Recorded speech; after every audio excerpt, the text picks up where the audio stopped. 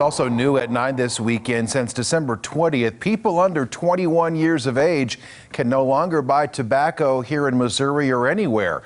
Now, Springfield passed an ordinance last year that made the same age restriction, but surrounding areas are just now starting to kind of feel the change. Color 10's Jesse Inman caught up with a retailer about more on what the new law has done to the business.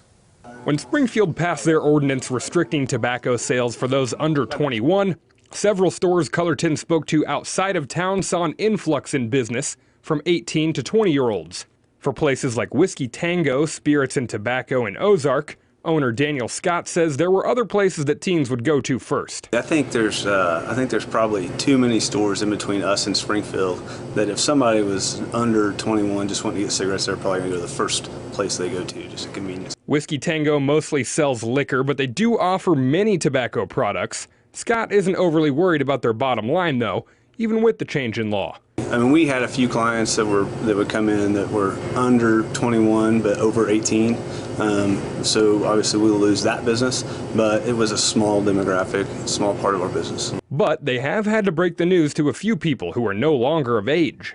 All of them have been really good to work with and deal with. I've not had any kind of altercations or anything like that. Everybody's just like, oh, they see the sign. Didn't realize maybe that the law had already went into effect, but was like, well, you know, we didn't change the laws, so they were okay with it. Thanks to some software that they've been using for a while now, they don't expect anyone to come in with a fake ID either. We have a software that scans IDs. We just open the app,